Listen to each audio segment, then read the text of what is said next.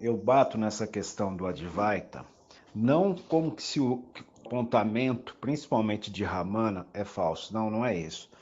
O que eu bato é na crença no Advaita. O indivíduo não vive aquilo, mas ficar papagaiando aquilo. Aquilo tem total lógica. O problema é o pensamento.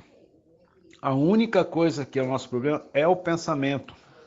Esse pensamento, se ele não parar, nós vamos saber o que é consciência pura, o que eles chamam de puro ser, o nome que quiser dar.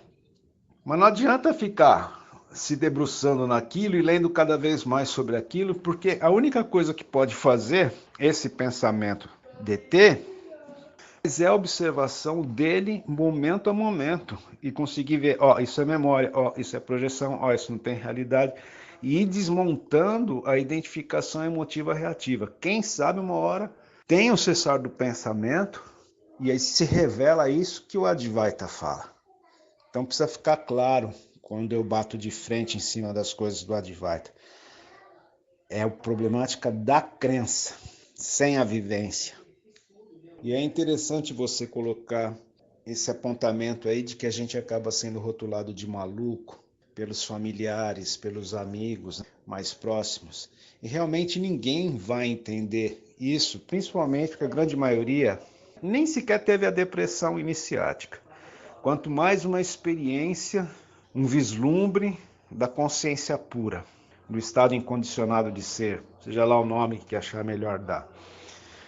Então, o que eles estão buscando é tudo dentro dos conformes que o pensamento social está apresentando. Essa rede de pensamento. Então, eles não vão entender algo que não possa ser compreendido pelo pensamento. Então, a gente, por não ver mais atração em cima das coisas do pensamento, você fica à deriva mesmo.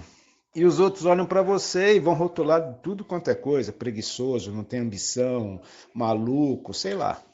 Cada um vai dar seu nome.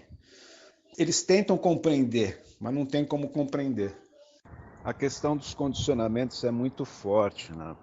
Tem confrades que inclusive se ressentem muito do paradigma, porque na lógica do paradigma, eles acham que o paradigma acabou roubando o prazer pelo viver, né?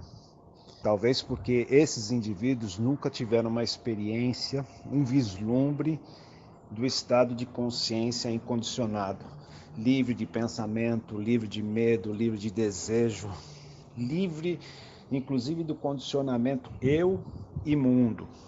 É observador e coisa observada. Não viver nesse estado único de ser, né? Então eles se ressentem bastante. Mas o indivíduo que vivenciou isso, e principalmente se ele teve uma profunda crise de depressão anterior a essa vivência, porque a depressão já mostra que essa sociedade é o falso, que tudo que buscava era falso. E aí, a partir do momento que o cara vive isso, se ele retorna para o estado condicionado, ele percebe que a única coisa que ele pode compactuar de fato com essa sociedade é se conseguir se libertar completamente dessa estrutura do pensamento. Aí teria alguma coisa de significativa para compartilhar.